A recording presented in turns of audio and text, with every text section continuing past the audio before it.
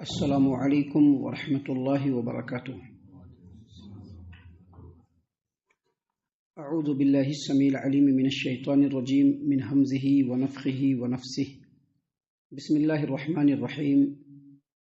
وَلَقَدِ اسْتُهْزِئَ بِرُسُلٍ مِّن قَبْلِكَ فَحَاقَ بِالَّذِينَ سَخِرُوا مِنْهُم مَّا كَانُوا بِهِ يَسْتَهْزِئُونَ قُلْ مَن يَكْلَؤُكُم بِاللَّيْلِ وَالنَّهَارِ مِنَ الرَّحْمَٰنِ بَلْ هُمْ عَن ذِكْرِ رَبِّهِم مُّعْرِضُونَ أَمْ لَهُمْ آلِهَةٌ تَمْنَعُهُم مِّن دُونِنَا لَا يَسْتَطِيعُونَ نَصْرَ أَنفُسِهِمْ وَلَا هُم مِّنَّا يُصْحَبُونَ۔ محترم سامعین کرام، سورۃ الانبیاء سورہ نمبر 21 اور اسی سورت سے آیت نمبر 41، 42، 43 یعنی 41، 42، 43 یہ تین آیات آپ کے سامنے تلاوت کی گئیں۔ سامعین کرام، اللہ تبارک و تعالیٰ نے جو آج پہلی آیت کریمہ تلاوت کی گئی، آیت نمبر 41، اللہ نے فرمایا وَلَقَدِ اسْتُهْزِئَ بِرُسُلٍ مِّن قَبْلِكَ فَحَاقَ بِالَّذِينَ سَخِرُوا مِنْهُم مَّا كَانُوا بِهِ يَسْتَهْزِئُونَ۔ اے نبی صلی اللہ علیہ وسلم، آپ سے پہلے رسولوں کا بھی مذاق اڑایا جا چکا ہے، مگر ان کا مذاق اڑانے والے اسی چیز میں خود گھر گئے جس کا وہ مذاق اڑاتے تھے۔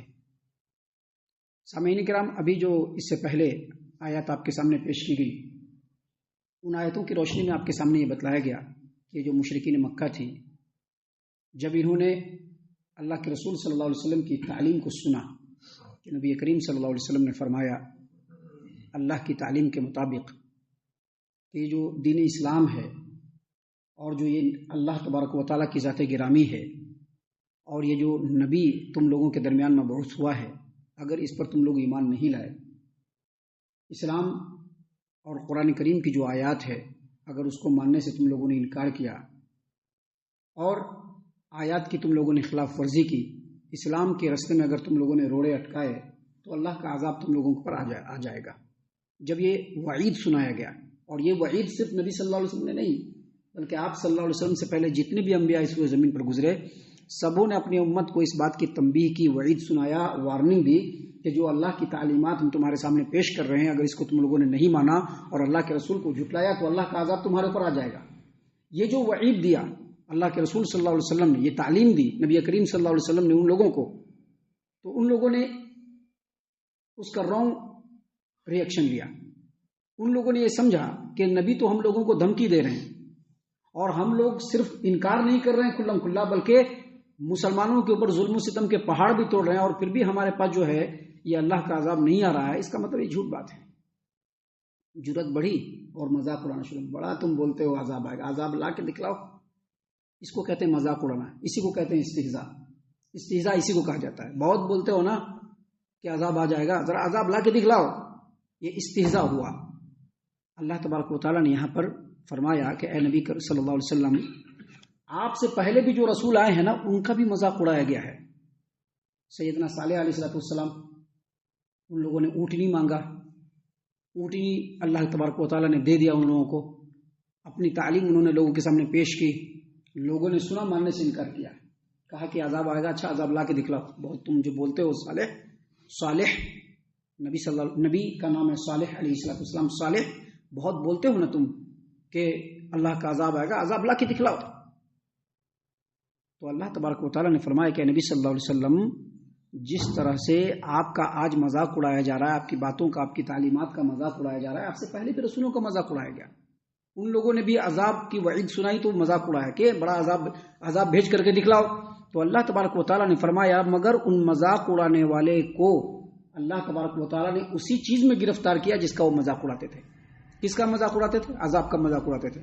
اسی عذاب میں اللہ تبارک و تعالیٰ نے ان کو گرفتار کر دیا۔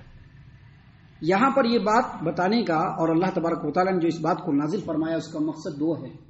ایک مقصد یہ ہے کہ نبی کریم صلی اللہ علیہ وسلم کو صبر کی تلقین کی جائے کہ آپ کا اکیلے مذاق نہیں اڑایا جا رہا ہے، آپ سے پہلے بھی رسولوں کا مذاق اڑایا گیا ہے۔ اور اس کا مطلب یہ بھی ہے کہ رسول کریم صلی اللہ علیہ وسلم کے جو وارثین ہیں، علماء اور دعات، جو بھی داعی ہیں اور جو بھی علماء کرام ہیں، ان کو بھی یہ بات سمجھ لینا چاہیے کہ جب وہ اپنی بات لوگوں کے سامنے رکھیں گے تو لوگ اپوز کریں گے، ان کی مخالفت کریں گے، میں بھی مذاق بھی اڑائیں گے ان کا۔ تو ان کی بات کو سن کر کے صبر کرنا ہے، ان کی بات کو سن کر کے صبر کرنا ہے، صبر کے ساتھ اپنی دعوت کے مشن کو دھیرے دھیرے دھیرے دھیرے آگے بڑھاتے چلے جانا ہے. یہ ایک پہلو ہے اس کا. اللہ تبارک و تعالیٰ نے اسی بات کو قرآن کریم سورۃ الانعام آیت نمبر 34 میں فرمایا وَلَقَدْ كُذِّبَتْ رُسُلٌ مِّن قَبْلِكَ فَصَبَرُوا عَلَىٰ مَا كُذِّبُوا وَأُوذُوا حَتَّىٰ أَتَاهُمْ نَصْرُنَا وَلَا مُبَدِّلَ لِكَلِمَاتِ اللَّهِ وَلَقَدْ جَاءَكَ مِن نَّبَإِ الْمُرْسَلِينَ. آیت کریمہ کا مفہوم یہ ہے کہ نبی صلی اللہ علیہ وسلم آپ کو جو آج جھٹلایا جا رہا ہے، ابھی جن لوگوں نے مذاق اڑاتے ہوئے کہا کہ بہت عذاب کرتے ہو، ذرا عذاب لا کر کے دکھلاؤ، یہ تو جھٹلانا ہی ہوا نا. یہ جھٹلانا بھی ہوا، یہ مذاق اڑانا بھی ہوا. تو اللہ تبارک و تعالیٰ نے فرمایا کہ نبی کریم صلی اللہ علیہ وسلم آپ کو جو آج جھٹلایا جا رہا ہے، آپ کو سنگل نہیں جھٹلایا جا رہا ہے، آپ سے پہلے جتنے بھی انبیاء آئے ان کو بھی جھٹلایا گیا. فَصَبَرُوا عَلَىٰ مَا كُذِّبُوا وَأُوذُوا. ان کو جو جھٹلایا گیا اور ان کو جو تکلیف پہنچایا گیا اس پر ان لوگوں نے صبر کیا، لہذا آپ کو بھی صبر کرنا چاہیے. لا مبدل لکلمات اللہ. اللہ کی کلمات، اللہ کی بات کبھی بھی بدل نہیں سکتی. اللہ نے جب کہہ دیا کہ ایمان والوں کی مدد ہوگی تو مدد ہوگی. اللہ نے جب کہہ دیا کہ نبی کے سپورٹ میں اللہ کھڑا ہے تو کھڑا ہے.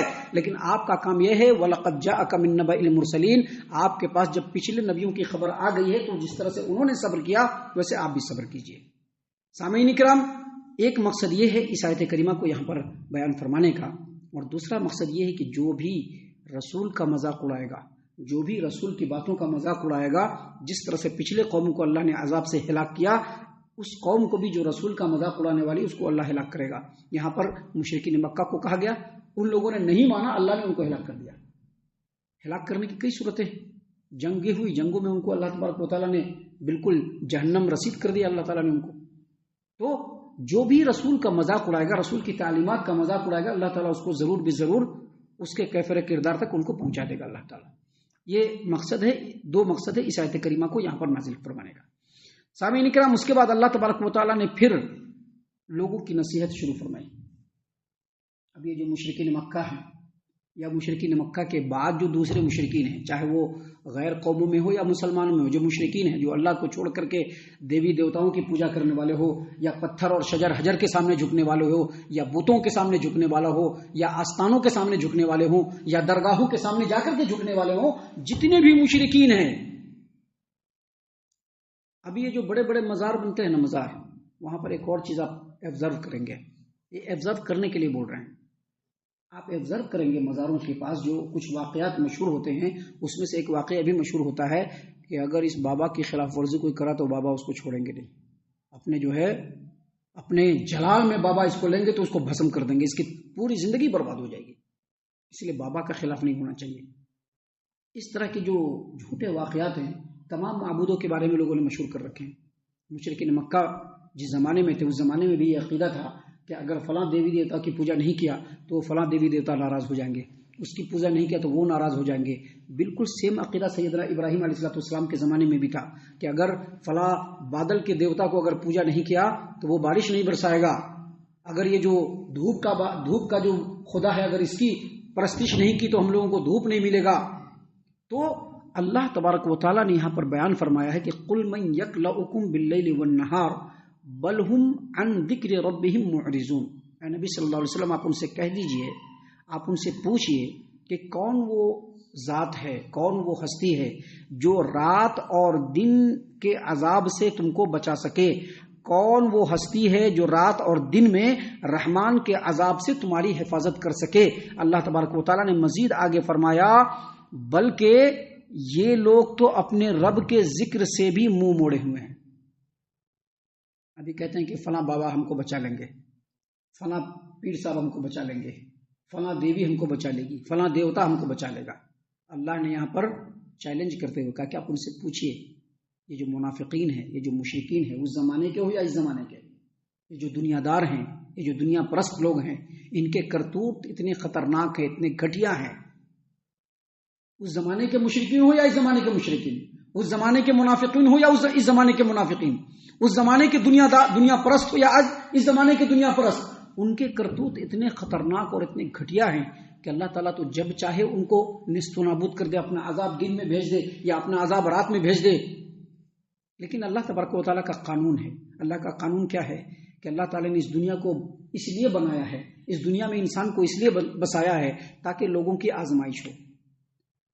ابھی آپ ہے نا، آپ کی بھی آزمائش ہو رہی ہے.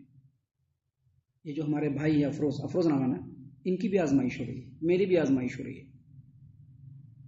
یہ جو امیر صاحب ہے نا, ان کا بھی امتحان ہو رہا ہے. یہاں پر دنیا میں ہر فرد کا امتحان ہو رہا ہے. اللہ تعالیٰ نے دنیا کو اس لیے ہی بنایا ہے کہ یہاں پر لوگوں کی آزمائش کریں, اچھائی دے کر کے بھی اور خرابی دے کر کے بھی. کیوں؟ تاکہ اپنا وقت جب گزر جائے اور جب یہ لوگ موت سے ہمکنار ہوں اور جب قیامت کے میدان میں پہنچے تو ان کے تمام چیزوں کا حساب وہاں پر ہوا جائے گا. حساب کے لیے دنیا نہیں ہے. حساب کے لیے دنیا ہے کیا؟ دنیا میں حساب نہیں ہے. حساب کہاں ہے؟ آخرت میں ہے. اللہ کا یہ قانون ہے کہ اللہ تعالیٰ مہلت دیتا ہے. ایک دم سے اللہ تبارک و تعالیٰ نے قوم لوط کو ہلاک نہیں کیا کیا ایک دم سے قوم سمود کو اللہ نے ہلاک نہیں کیا. مشرکین مکہ کو ایک دم سے اللہ نے ہلاک نہیں کیا, ان کو ایک موقع دیا. ہم لوگوں کو بھی موقع مل رہا ہے. اللہ تبارک و تعالیٰ نے یہاں پر پوچھا کہ اللہ نے تو موقع دیا ہوا ہے, لیکن اگر اللہ تعالیٰ دن میں عذاب بھیج دے اور اگر اللہ تعالیٰ رات میں عذاب بھیج دے تو کون ہے جو اللہ کے عذاب سے بچا سکے؟ کون ہے؟ کوئی بتا دے کہ ہاں خواجہ پیران پیر جو ہے ہم لوگوں کو بچا لیں گے. کوئی بتا دے کہ ہاں فلاں ہم کو بچا لیں گے. کوئی بتا دے کہ ہاں فلاں دیوی ہم کو بچا لے گا. کوئی بچانے والا نہیں, کوئی بچانے والا نہیں. آگے اللہ تبارک و تعالیٰ نے اس بات کو واضح بھی کر دیا ہے. اللہ نے فرمایا کہ ذرا ان سے پوچھئے کہ دن اور رات کے وقت میں جو عذاب اللہ کی طرف سے اگر آ جائے تو اس اللہ کی عذاب سے ان کی کون حفاظت کر سکتا ہے؟ لیکن ان لوگوں کا مسئلہ کیا ہے کہ رحمان کے ذکر سے ہی یہ لوگ جو ہے منہ موڑے ہوئے ہیں. اللہ کے ذکر سے ہی یہ لوگ منہ موڑے ہوئے ہیں. اللہ کی عبادت سے ہی یہ لوگ منہ موڑے ہوئے ہیں. اللہ تبارک و تعالیٰ نے جو 5 وقت کی نماز فرض فرمائی ہے اس سے ہی یہ لوگ منہ موڑے ہوئے ہیں. اللہ تبارک و تعالیٰ نے جو اپنے احکام ان لوگوں پر نازل فرمائے ہیں اس سے ہی یہ لوگ منہ موڑے ہوئے ہیں. سامعین کرام, آگے اللہ تبارک و تعالیٰ نے کلیئر کہہ دیا. کیا کہہ دیا اللہ نے؟ ام لہم آلہۃ تمنعہم من دوننا. کیا ان لوگوں کے کوئی معبود ہیں جن کی یہ عبادت کرتے ہیں, جن کی یہ پوجا کرتے ہیں اور وہ ان کو اللہ سے بچا لیں گے؟ ہرگز نہیں بچا سکتے. اللہ کے علاوہ کوئی کسی کو نہیں بچا سکتا ہے. اللہ کے علاوہ کوئی کسی کو نہیں بچا سکتا ہے. اللہ نے فرمایا ام لہم آلہۃ تمنعہم من دوننا. یہ استفہام ہے.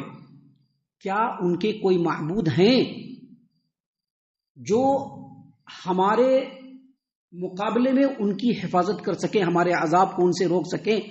استفہام میں ایک قسم آتا ہے انکاری, استفہام انکاری. اور جب استفہام انکاری ہوتا ہے تو پوچھ کر کے اس کا ڈینائی کیا جاتا ہے. مطلب یہ ہے کہ کوئی بھی نہیں ہے اس روئے زمین پر, چاہے پیر پیمبر ہو, چاہے مٹی پتھر ہو, چاہے دیوی دیوتا ہو, چاہے آستانے والے ہوں, چاہے دیول والے ہوں, چاہے مزار والے ہوں, چاہے درگاہ والے ہوں, کوئی نہیں بچا سکتا. اللہ نے فرمایا ام لہم آلہۃ تمنعہم من دوننا. کیا ان لوگوں کے کوئی معبود ہیں جو ہمارے مقابلے میں ان کی ہمارے عذاب سے حفاظت کر سکیں؟ لا یستطیعون نصر انفسہم. وہ تو خود اپنی بھی مدد نہیں کر سکتے. وہ تو خود اپنی قبر میں پڑا ہوا مردہ کیا اپنی مدد کر سکتا ہے؟ وہ تو اپنی بھی مدد نہیں کر سکتا ہے. زندہ انسان ہماری بات کر رہا ہوں, میں اپنی بات کر رہا ہوں. میں خود اپنی بھی مدد نہیں کر سکتا ہوں. اگر اللہ تبارک و تعالیٰ کی اجازت نہ ہو تو میں اپنی مدد بھی نہیں کر سکتا ہوں. نبی کریم صلی اللہ علیہ وسلم نے تو اپنے امت کے لوگوں کو کلیئر کہہ دیا, اپنے رشتہ داروں کو کہہ دیا کچھ نہیں کر سکتے تمہارا. اگر کچھ ہمارا مال مانگنا ہے تو بھی مانگ لو, کل قیامت کے میدان میں پہنچیں گے تو تم کو کچھ نہیں کر سکیں گے. بالکل بے بس ہیں ہم. اللہ کے رسول صلی اللہ علیہ وسلم نے بھی اپنی پھوپھی کو, اپنے خاندان والوں کو, اپنی بیٹی کو, سب کو کہہ دیا کہ جو لینا ہے اگر کچھ ہمارے پاس ہے لے لو ابھی تم. قیامت میں ہم اللہ کے مقابلے میں تمہارا کچھ بھی نہیں ہیلپ کر سکیں گے. اللہ نے فرمایا لا یستطیعون نصر انفسہم. وہ تو اپنی مدد بھی نہیں کر سکتے ہیں, وہ تو اپنی مدد بھی نہیں کر سکتے ہیں. ولا هم منا یسحبون. اور ہماری طرف سے ان کو تائید بھی نہیں ہے, کوئی سپورٹ بھی نہیں ہے کہ وہ تمہاری مدد کر پائیں گے. مطلب یہ ہے کہنے کا کہ ایک انسان کو جب اللہ تبارک و تعالیٰ نے اس روئے زمین پر پیدا فرمایا اور اس کی ہدایت و رہنمائی کے لیے اللہ نے جب نبی کو بھیج دیا, کتاب کو نازل فرما دیا, نبی کی تعلیمات ہمارے سامنے موجود ہے, اور اگر اس کو چھوڑ کر کے انسان دوسرے راستے پر چلے گا تو اس کو بچانے والا اللہ کے مقابلے میں کوئی نہیں ہے, کوئی نہیں اس کو بچانے والا. یہی باتیں اللہ تبارک و تعالیٰ نے یہاں پر بیان فرمائی ہے. اگر کوئی یہ کہتا ہے کہ ہم فلاں پیر صاحب کو ماننے والے ہیں وہ ہم کو بچا لیں گے تو بالکل جھوٹ بات ہے. اگر کوئی کہتا ہے کہ ہم فلاں دیوی دیوتا کو ماننے والے ہیں وہ ہماری حفاظت کر لیں گے تو یہ بالکل جھوٹ بات ہے. کوئی کہتا ہے کہ ہم فلاں پیغمبر کے, فلاں امام کے ماننے والے ہیں اور وہ پیغمبر اور وہ امام ہم کو بچا لیں گے, یہ بالکل جھوٹ بات ہے. اللہ کے علاوہ کوئی کسی کو نہیں بچا سکتا. لہٰذا انسان کے اوپر لازم اور ضروری ہے کہ وہ اللہ تبارک و تعالیٰ کی بندگی اور اطاعت و فرما برداری اپنی زندگی کے ہر فیکلٹی اور ہر ڈپارٹمنٹ اور ہر شعبے میں کریں۔ ہم اللہ سے دعا کرتے ہیں کہ اللہ تعالی ہم تمام کو ان باتوں کے اوپر خوب غور و فکر اور تدبر کرنے کے ساتھ ساتھ ان باتوں کے اوپر عمل کرنے کی بھی توفیق عنایت فرمائے، آمین۔ اللہ تعالی ہم تمام کو صحیح معنوں میں پکا سچا مومن مسلمان بنائے، اللہ اور اس کے رسول صلی اللہ علیہ وسلم کی اطاعت و فرما برداری کرنے والا بنائے، صحابہ کرام رضی اللہ عنہم کے طریقے پر چلنے والا بنائے، جنت الفردوس میں جگہ عطا فرمائے۔ اے اللہ ہم تمام کو جہنم سے پناہ دے، اے رب العالمین ہم تمام کو جہنم سے پناہ دے، اے مالک الملک ہم تمام کو جہنم سے پناہ دے، آمین یا رب العالمین۔ وما علینا الا البلاغ المبین۔